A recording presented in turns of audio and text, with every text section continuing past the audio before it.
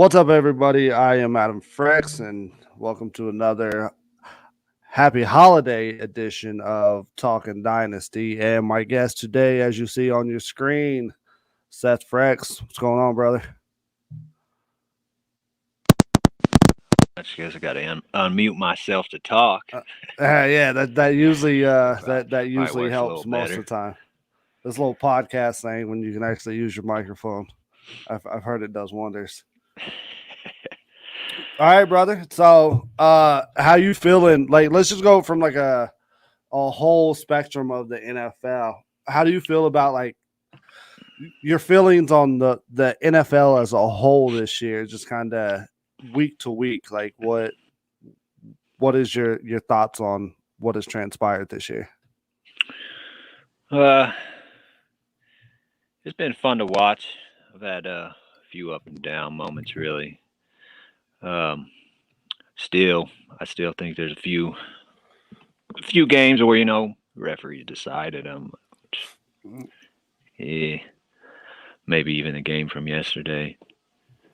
But You think yesterday's? I didn't watch enough of yesterday's game to make that decision.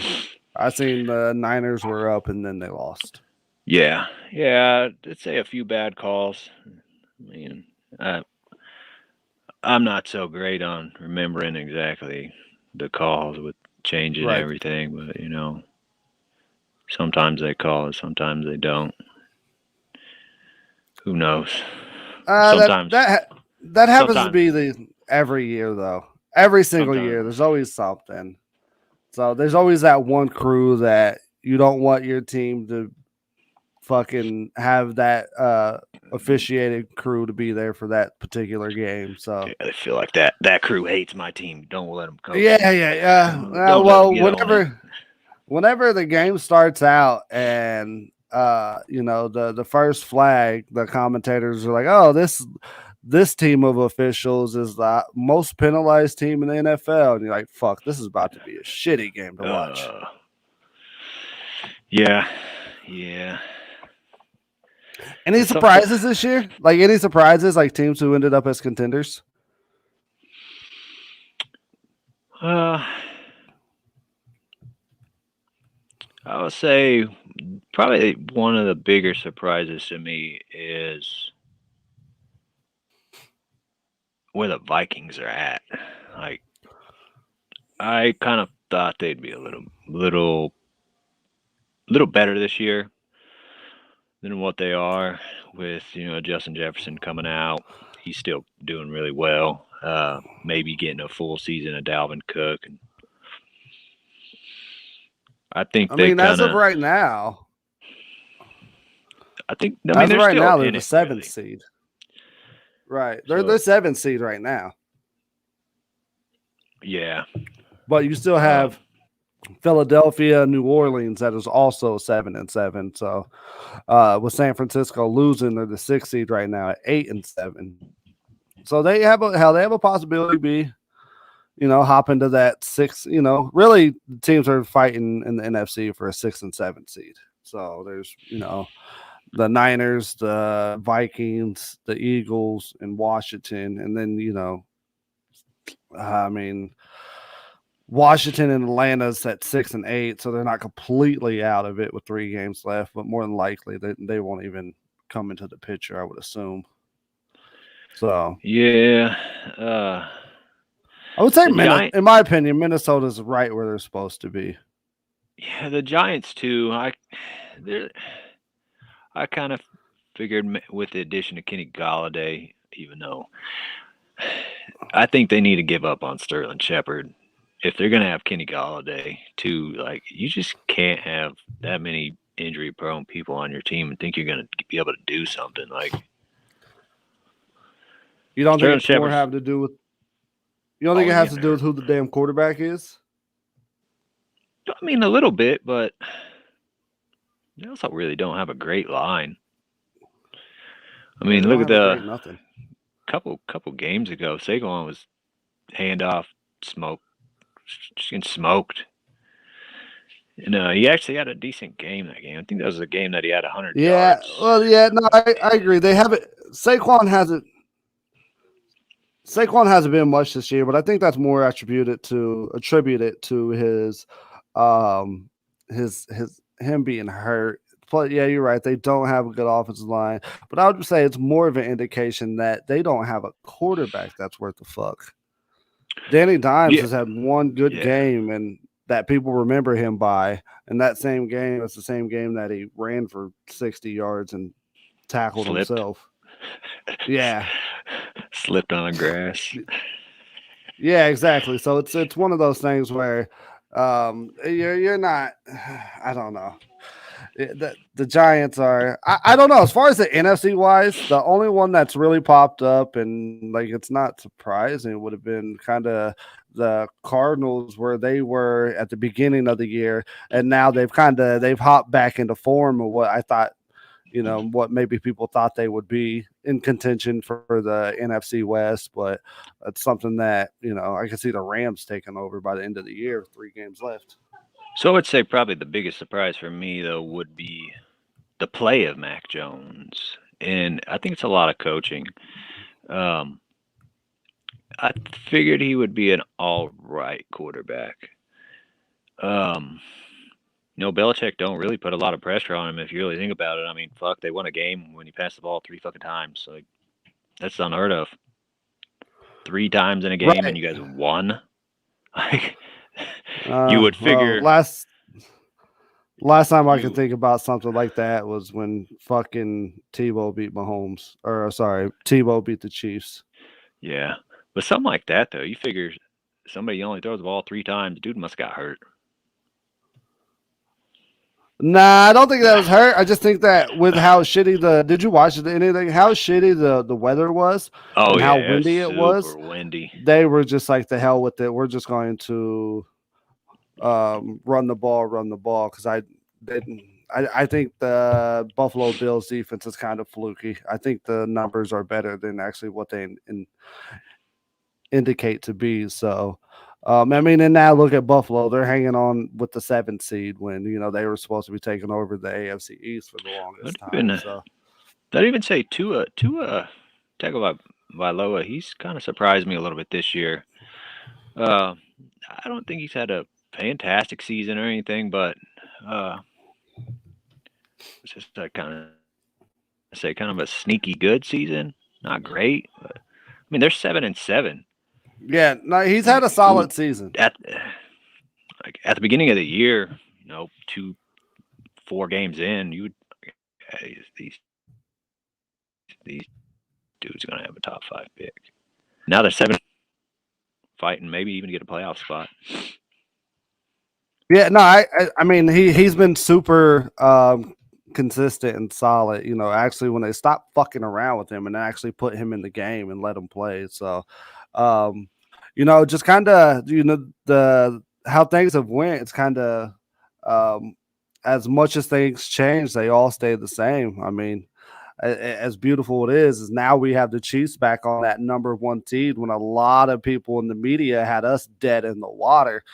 It's not looking, it's not the best news that we're kind of getting ran through by COVID right now, but I think it's something that the Pittsburgh Steelers are on a team that it worries. I don't want to say it doesn't worry me because like it could be a game that we lose if we Yeah. have too many people out, but Oh it's yeah. definitely something that if the Steelers aren't that scary team that you're afraid of, that Yeah. you can't beat in their defense, as although TJ Watt is dynamic. He's an animal. Other than that, man, with even if we have Kelsey and Hill out, we've gotten a couple players back today. I think it's something that we can come away with a victory from this game. Yeah, I'd like to see him maybe if Travis Kelsey can't play. We drafted Noah Gray pretty early. Maybe try to throw him in somewhere. Maybe, or even Josh Gordon. He's back. Maybe try to. They have tried to feed him the ball a little bit, but try to work something into getting him going. So we're getting a lot closer to the playoffs. If we could get So, Josh Gordon, or maybe even Blake Bell, Noah Gray. go and do a different kind of formations. So I said, Jesus Christ. So I said this on Twitter during the game last week was that I was talking to somebody that we just don't have a number two. We're consistently rolling that number two wide receiver out. It's like each week, maybe Demarcus Robinson's getting more snaps than McCall or Pringle, and Gordon's never been up there, but it seems to be like we're kind of in a rotation of those guys, and nobody's really sticking. And maybe with Tyreek being out, this could be a game to where we can find that guy who might be a little bit more solid that we can count on instead of Reed kind of turning that number two wide receiver between three players. Or maybe Gordon can finally step up and get some balls thrown his way, because he really hasn't had that opportunity, which I get. It's not quite there to give to him. Yeah, and I mean, you obviously at McCall, they're going to try to insert him into the Tyreek Hill, but there's a very, very big difference between McCall and Tyreek. Well, absolutely. Tyreek's obviously got a little bit better hands, a little bit shiftier, a little bit faster. He's just a little bit of everything. The way around. Yeah, he's just better all the way around. So McColl's a good gadget player, but that's kind of the extent of where I see him. McCall might be taller than him. That's maybe. It's probably about the only thing that he has on him. So, but what I'm more interested in is maybe this is the game where we can kind of introduce running the ball a little bit more. I've been saying I've been wanting to hit that, get 25 rushes marks a game. Like I don't care as a team total is what I mean. I don't care how you kind of break it up between Darrell Williams and Clyde. I'm a bigger fan of Clyde, but I'm not against if you split them 50-50 and have Gore in there a little bit. Now, if we can, like I want to hit that 25 rush attempt mark. Like, so I think that this would be a good game that, all right, we're going to have to lean more on the run this week than we have had in previous weeks, just with Kelsey and Hill out. And I think that could be something that helps us down the road that, all right, we can pull this out, because we haven't done it all season. Clyde's had a couple 100-yard games, but we haven't had that just run. And it usually gives us a couple, maybe 1 to 2 games a year where he teases us, where he just runs the ball down the throat. And that's kind of with Tyreek and Kelsey out, that's kind of what I want to see happen with against the Pittsburgh Steelers. Yeah, Andy likes to do screen passes, but it seems like when he does screen passes, it's always like Tyreek or McCall or one of the wide receivers.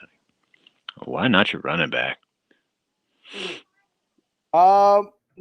He's done it a lot less this year, but I think Tyreek's the most important person to get their ball into his hand. So I am not against him getting the majority of the screens. I'm surprised we don't do it as much with the running back whenever we drafted Edwards-Helaire. That's kind of what I had pictured, was us being getting back to the screen game. Maybe not as good as with Jamal Charles, but kind of that early Andy Reid offense that honestly a lot of people used to get pissed off about, because he ran too many screens. Now we just don't feel like he's running enough. Yeah, we had a way better line with Charles though.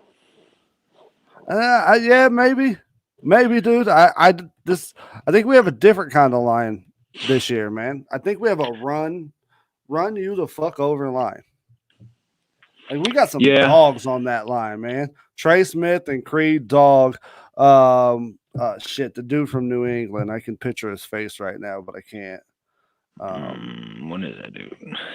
I always forget his name too. Yeah, left guard. I was thinking Humphrey, but that's not Thuney? it. Joe Thuney. Yeah. Thuney, yeah. Yeah. So absolute, he's been nothing but solid this year. And Orlando Brown, I just want to see us pushing forward, be closer to 55-45 pass to run ratio. Yeah. I think they got a few linebackers out, and they had a few people with COVID. I know Their tight end ain't playing. The rookie, he's yeah. out. That'll help a little bit. Getting some of our corners back will help. Chris Jones being back is the biggest help of all. A few days ago, thinking he's going to be out, kind of like, damn, man. Again. Well, you've seen the difference. You've seen the difference. Yeah. We gave up, 160 yards rushing versus the Chargers.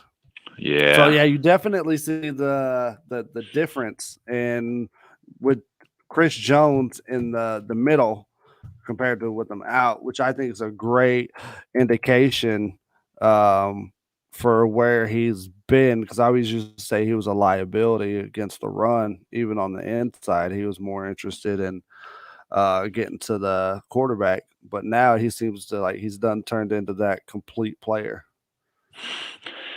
Yeah, I mean, really though, with any defensive lineman, they're gonna want to.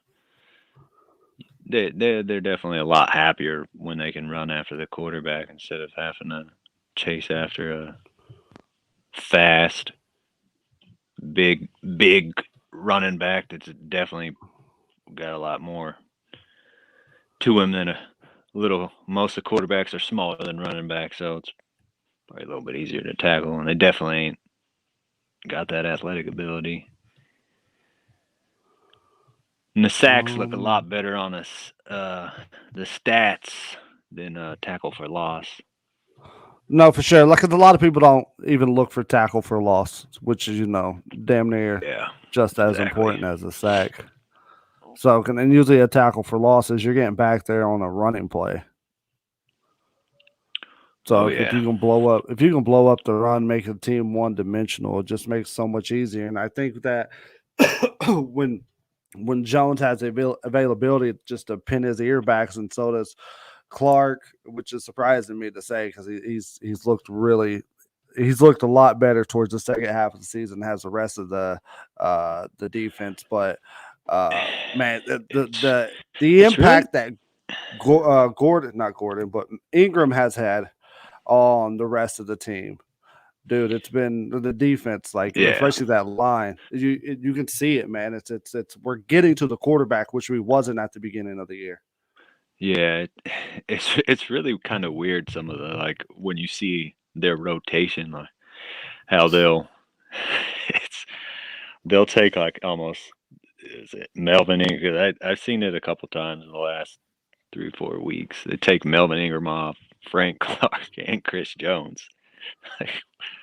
Why? Why you take all three of them out? At least leave one of them in there. Yeah, well, I mean, we've had moments where the other guys have been doing decent. So, Wharton's been solid this year. Saunders before he was hurt. I don't know. We've looked better, especially the second half. So, did you expect the Chiefs to get back to that number 1 seed? No, not at all. I figured we'd be the number 3 seed. So you had a feeling that we was going to win the division no matter what. Yeah, I figured we would win the division. What I do? Oh, well, I think Seth had left us, so I'll kind of go off of what he was saying. So as far as how we all thought the Chiefs would do after they started 3-4, it was a lot of national pundits saying that we're dead on the water. Patrick Mahomes is finished, and we weren't even going to make the playoffs because the Chargers were coming on strong, and the Raiders started out well, and then the Broncos started out well. And then here you had the Chiefs as the number 4 team in the division. So it did look like we was going to. I'm back. Welcome back, happened. Buddy. Yeah, I don't know what back. That's all right. But what I was saying was I was kind of piggybacking off kind of what I asked you about as far as being surprised if you see if the Chiefs were back in that number 1 seed or not. What I'm saying is a lot of people had left us dead in the water that we didn't have a chance, especially national. And then after Yeah. 7 weeks, I was like, it's a little too early because Pat had been looking definitely not at his best. So, but you seen kind of our schedule at the beginning of the year was just murderous road, man. Playoff team after playoff team after playoff team after playoff team. That sometimes maybe when you have some kinks to work throughout the season, you're playing all these top tier teams, you're going to take a couple more losses than you anticipated, especially at the beginning of the year. So whenever then it turns around and the schedule softened up, it's like, all right, we starting to kind of pull everything kind of back around. And I think a lot of it, we got our confidence back. We got our swagger back. So for us to get to that point, I mean, we needed a break in the schedule. Honestly, I think a lot of our early misfortunes was we was playing such good fucking teams. When people were talking about us undefeated this year, I was like, that's the craziest shit ever. Like, I just don't see. It's hard to go undefeated. It really is.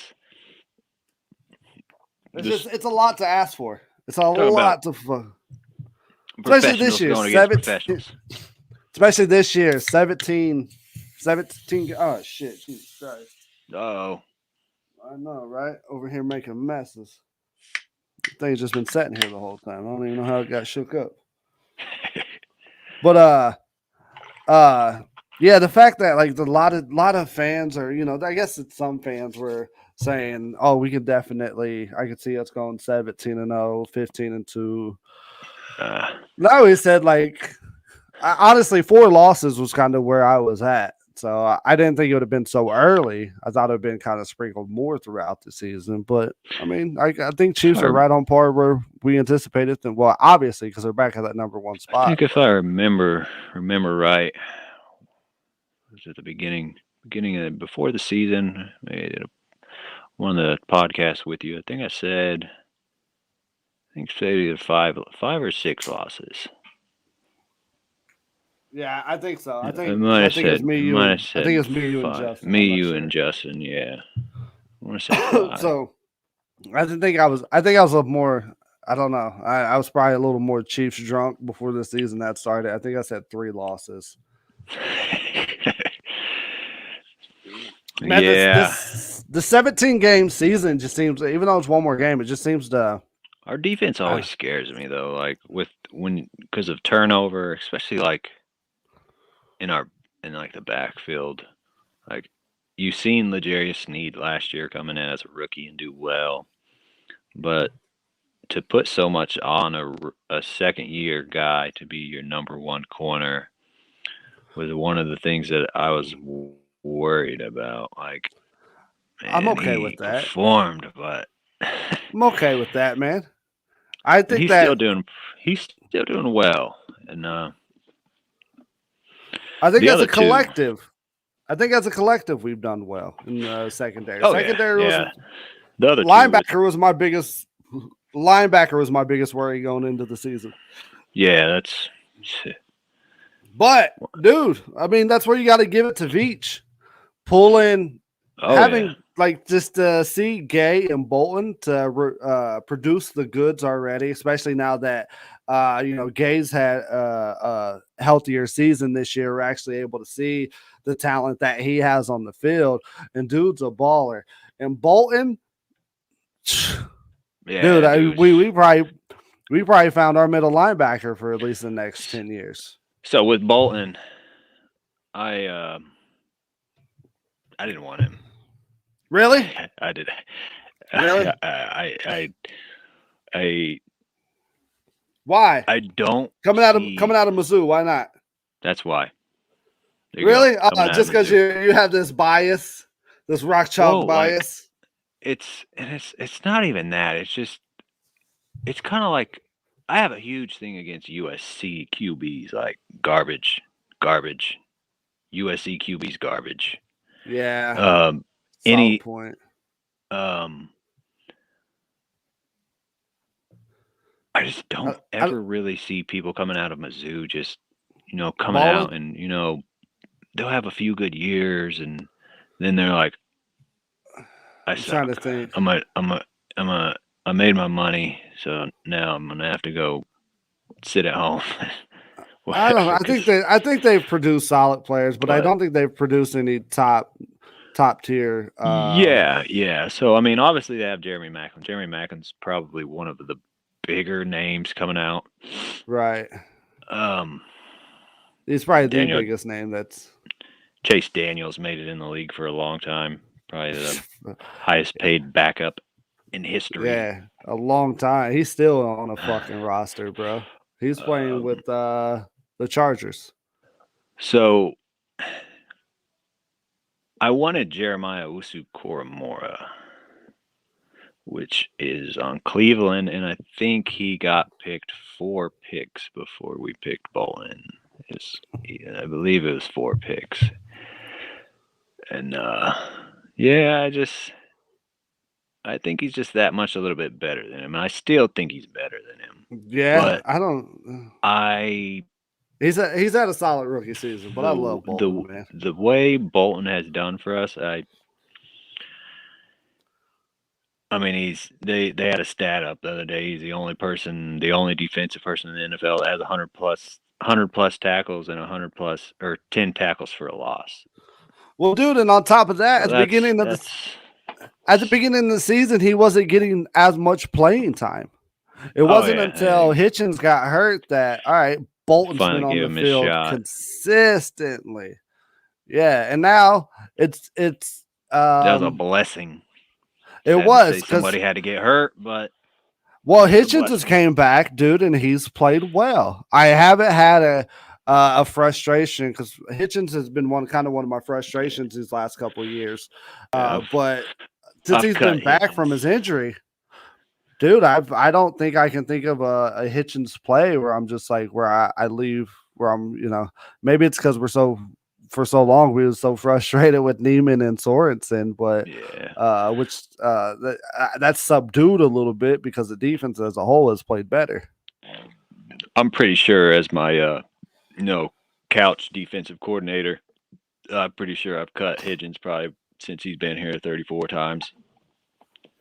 Well, especially with the contract that that's the biggest thing. Like we can get out from under. Well, we paid him a big contract to be okay. You weigh that in, and that's one of the things that I've always said about Eric Fisher.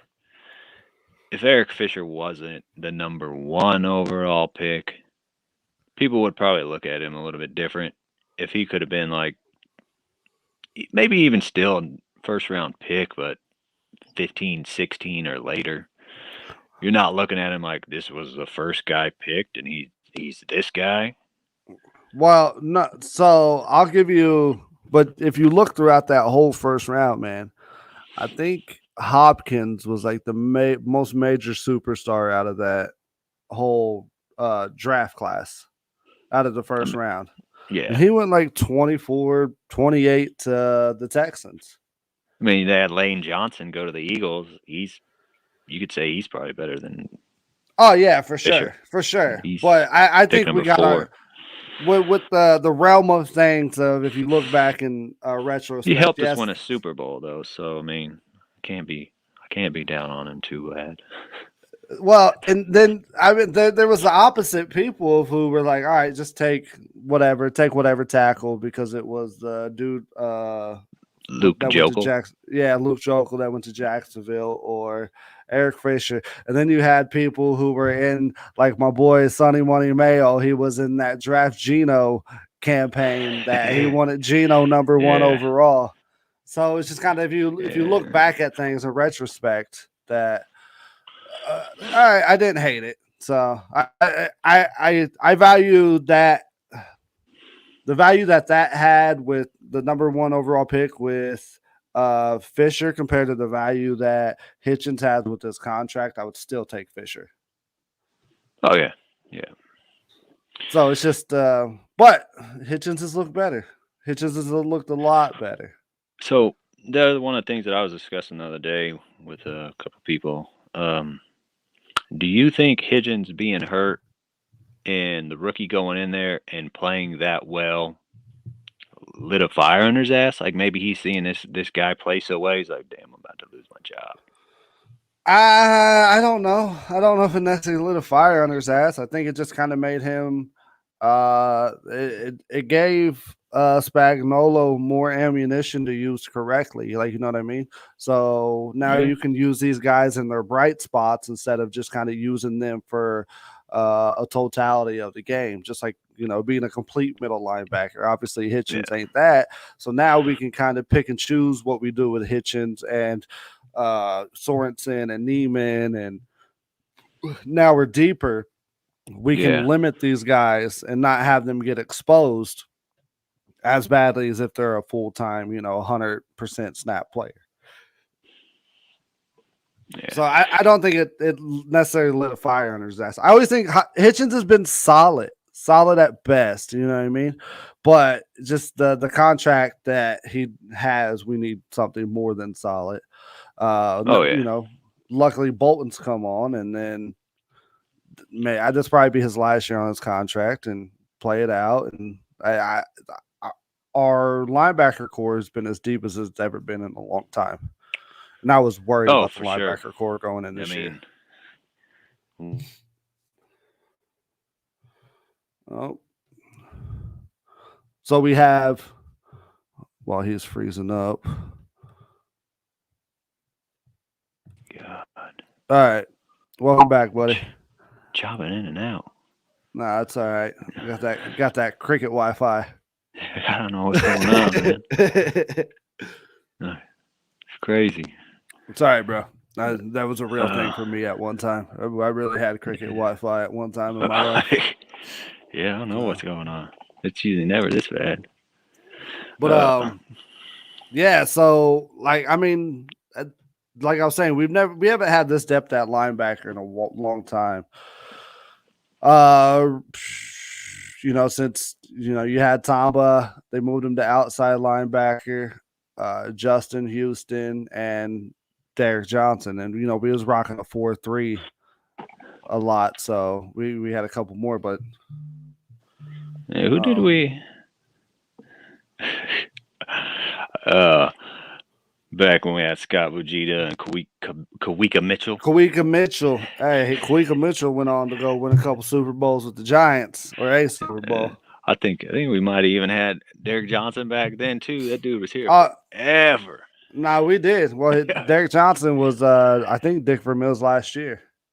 So, yeah, that dude was here forever. Yeah, most definitely. So, let's run through the NFL schedule this week, and I want to get your thoughts on kind of game by game. If it's a trash game, we're just going to go over it quickly because it doesn't matter. We're week 16. Yeah. Yep. All righty, here I'm popping shit up. I'm slow.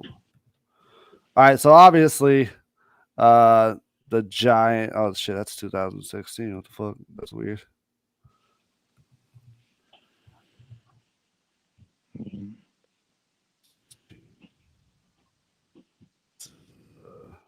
All right, I gotta learn how to Google shit, and then maybe. All right, so you have tomorrow, Christmas games, which is nice. You gotta enjoy a good Saturday, Sunday, days and nights of football. Cleveland versus Green Bay. What's your thoughts on Cleveland? Well, on a bright side for Cleveland is they're getting Baker's coming back off of COVID, and Jarvis Landry's off the COVID, so they'll get both them back. I don't see any way they're gonna win though. I'd say they lose by 10. Yeah, that's kind of. Yeah, they don't have enough. Dude, Aaron Rodgers is a. It's one of those games that it's like, if I'm not real busy, I might not watch it. Yeah, no, I know what you mean. It's like I might not care enough to because it might not be a good game. Yeah, it's one of those games that could easily come off to me as I say 10 points, but I could see it even be like a 7-38 game. So Packers are a 7.5 point favorite. So Yeah. if he was a betting man, you got the Packers on that one. I would also take the Packers on that one too. I would take the Packers minus 7.5 points. I think that Rodgers is a baller, and like Cleveland, they just whatever it is, they just ain't got it. So then you have the Indianapolis Colts versus the Arizona Cardinals. The Cardinals are the favorite minus 2.5 points. So Colts have 2.5 points. Yeah, This turned all of a sudden. This turned into a betting thing because that's what I enjoy. I'm taking the Colts on this one. I see At a Arizona. big drop off. I've noticed they don't have D-Hop anymore. D-Hop's out for the season. I don't know if he's coming back for the playoffs. He might be back for the playoffs. Yeah. So, but I see him losing this one. They'll stay in it for a little while, and that's just because they have Kyler. No D-Hop. James Conner might not play either. And he's been playing really well for him this year, especially with Chase Edmonds being hurt. Yeah. Chase Edmonds will probably play tomorrow. I honestly don't think Connor's gonna play. Well, Connor had what 7 touchdowns, 7 games in a row, or so touchdowns 7 games in a row, or something. Zach Ertz will play tomorrow. I just seen that. I think they're gonna. I think they're gonna pass the hell out of. He's probably gonna get 12 targets tomorrow, and no matter what, I see him losing by probably. I'm gonna say 6. Say 24-30. Yeah, I think the Colts are. I think the Colts. They're hot right now. They're gonna run them over. I would take Colts plus the 2.5. Game Eagles are a 9.5 point favorite over the Giants. The Giants. That's a big spread. Yeah. I don't think the Eagles are good enough to warrant that spread. So if I was betting, I would take the Giants plus 9.5. I think the Eagles win, but would it be in a division game? Yeah, the Giants have a really, really good defense. I think that corner they have, their number one corner. I can't think of his name. Bradley or Brad? No, I can't think of it. Well, anyways, he's had a very, very good season. And honestly, Devonta Smith has not really worked out for them that well. Hold on. I don't know. He's been all right, bro. He's had games. He's been all right. Last week he was good. But when they drafted him, I think they automatically just thought this dude's gonna be better than Justin Jefferson. Like that's like their whole fan base. Their whole fan base. It's just this guy, and you can get it warranted with the season he had in college last year, right. But Miles Sanders has stepped up. Now that he's not hurt. Yeah. Oh yeah. Last week he fucking balled out last week, and then Jalen. Yeah, but he was hurt for a good portion of the season. So Miles Sanders last week had the Kareem Hunt effect with Jalen. Nick Chubb runs all over everybody, and then Kareem Hunt gets the touchdown. Yeah. Miles Sanders run all over him. Jalen Hurts gets the touchdown. Yeah, no, I see what you're saying there. Now But for this game though, I think the Eagles will win. Little bit closer. Right. I'd say 4 points. Yeah, I would take the Giants on the give me the points, but I'd take the Eagles overall. Los Angeles Rams at Minnesota Vikings. Los Angeles Rams are a 3.5-point favorite. I would, man. So like this, the Vikings always have a game where they step up, and you're like, oh shit, maybe the Vikings are all right. But then they always have that other game where they'll turn around and not be. So this is one of those games where I feel like maybe the Vikings could step up and win. This is a game that they're not going to have Dalvin Cook.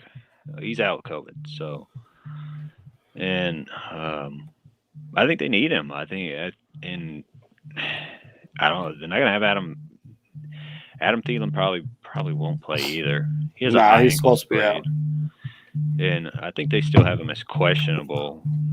But that dude's not playing. I think they lose. I think LA beats them by 11 points. I'm gonna say 13-24. All right, these next few games, let's just we'll go through them quickly. Just kind of tell me who you think is going to win the game and like who you would take if you were taking it in a bet. Buffalo Bills at New England Patriots. Buffaloes are a 2.5-point favorite, so they got New England's a 2.5-point favorite, so Buffalo has 2.5 points. Who you got on that one? I am going to take Buffalo. I think Stephon Diggs is going to have a really good game. You think Buffalo beats New England? Yep. All right, okay, I'll take New England on that. All right, Tampa Bay Buccaneers are a 11.5-point favorite at Carolina. That's an easy one. That's Tampa on that one. Yeah, me too. That's even with Cam. They got Cam starting again for. I think he hasn't won a game in his last 9 starts. It sucks that the Bucs lost such a good player in Godwin for the season. I agree.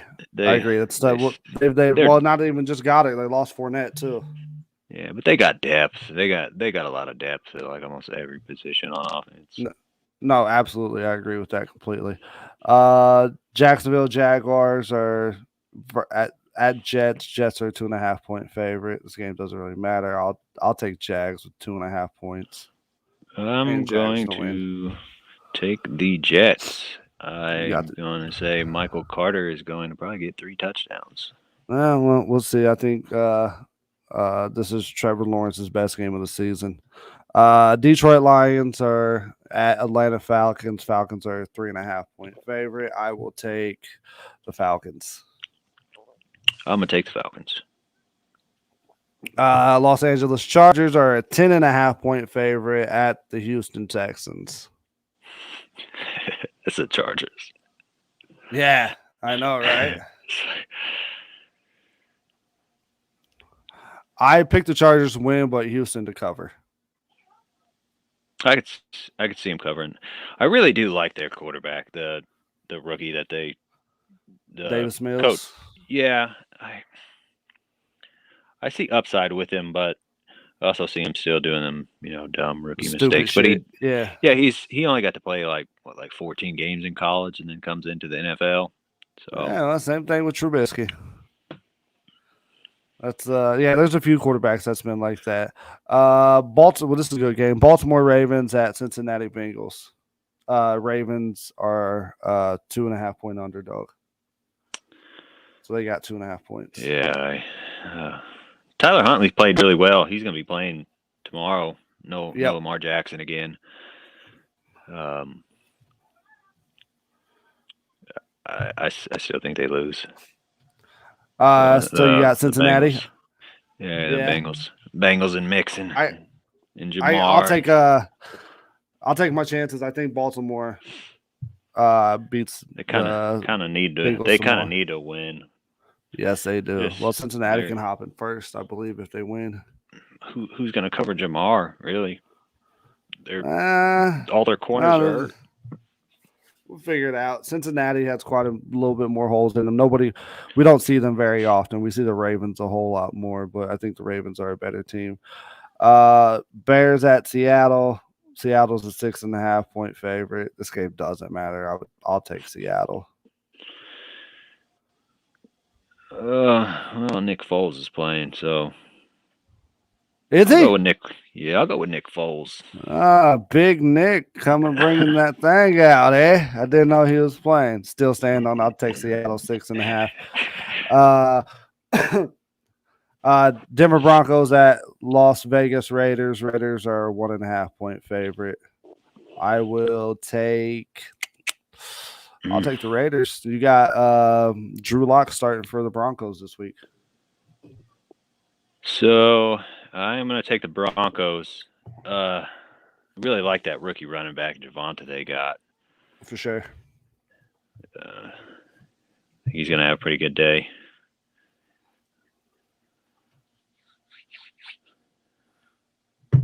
Yeah, no, I'd like him. How he ran the Chiefs over a couple times. Washington football team at Dallas Cowboys. Cowboys are a 10.5-point favorite. I'll take Washington to cover, but the Cowboys to win. I don't like anything about Washington right now. Even their running back's been a little underwhelming. Yeah, they just don't use them. They don't get the ball to McLaurin either. So yeah, Dallas Cowboys win by 17 points. Ooh, shit. Slaughter. Cowboys by a big one. Miami Dolphins at New Orleans Saints. New Orleans a 3.5-point favorite. I will take the Dolphins in this game. I think Tua's starting to figure it out and turn it around, and the Dolphins look better as a whole. It's a game that I'm actually really interested in watching. So, New Orleans is going to start Ian Book, rookie guy. Could be their starting quarterback next year. That's something that they got to think of because I don't think Taysom's Hold on, who are they starting? Ian Book, rookie quarterback out of Notre Dame. Taysom Hill ain't playing? Nope. What happened to him? He get COVID? I'm not sure. Maybe. I seen I could have swore I seen somewhere that they said they were going to start Ian Book. So he's a guy. So New Orleans Saints signed Blake Bortles with Taysom Hill and Trevor Siemian on the COVID-19 list. Ian Book prepared to start. Yeah, so Blake Bortles is going to be the backup. That's what I thought I read. I couldn't remember. No, I will. I would definitely take Miami in that one. I'm still going to take Miami, but it's I definitely want to see how he does in this game because it could be a coming out party for him. Who knows? Right. All right, and then we'll finish off with Chiefs. Pittsburgh Steelers at your Kansas City Chiefs. Chiefs are a 9.5-point favorite. This is a game that, with all of our COVID issues, it could worry me. I'm really glad we got Chris Jones back. I don't see any way we lose, right. But I could still see it being a tight game. Maybe only 3-point victory. That's where I'm with you, man. I think that Roethlisberger he's not as what he once was, but he's still a solid quarterback that can do some shit. So I was surprised to see the Chiefs get a 9.5-point, be 9.5-point favorite. So I will take the Chiefs. I'll take the Chiefs winning, but I would take the Steelers covering. Yeah. I'll definitely take the Steelers to cover the spread. Now Roethlisberger can't move that well. That's been clearly evident all year. Last couple years. But when he gets time, you can still see that he can make. He still got a pretty good cannon on him. Yeah, when he has time.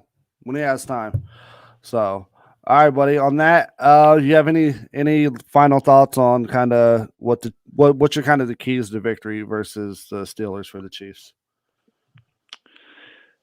You could just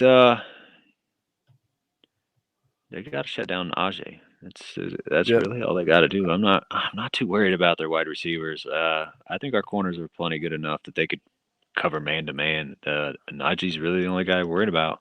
Shut down Najee, and my 3-point victory could end up being a lot more. Yeah. So pretty much it's going to be two things for me. It's going to be stop the run and run the ball. That's just what I want to see. Maybe it's because Time management. I grew up with Marty Ball, and I don't mind that football or that brand of football, but I prefer to keep the quarterback. I prefer to keep Pat around 30, 35 pass attempts. I don't like seeing 40, 50 pass attempts in a game. So if we can get that, No. I think if we get that, Chiefs kind of cruise by. I think if I think the lead kind of we get on them early, and then they kind of close it out late and ends up within a one possession game. Chiefs win by a touchdown. Oh, Marty Ball, 3-6 victories. That was a hey, it was like 9-12, all right. 9-11. So because we got a safety in there. Yeah. Oh man, that's been a minute. Yeah, it has. Good old Marty. Good old Marty. On that note, thank you folks for watching. Seth, appreciate you coming on, brother. I will catch you next time. Oh yeah.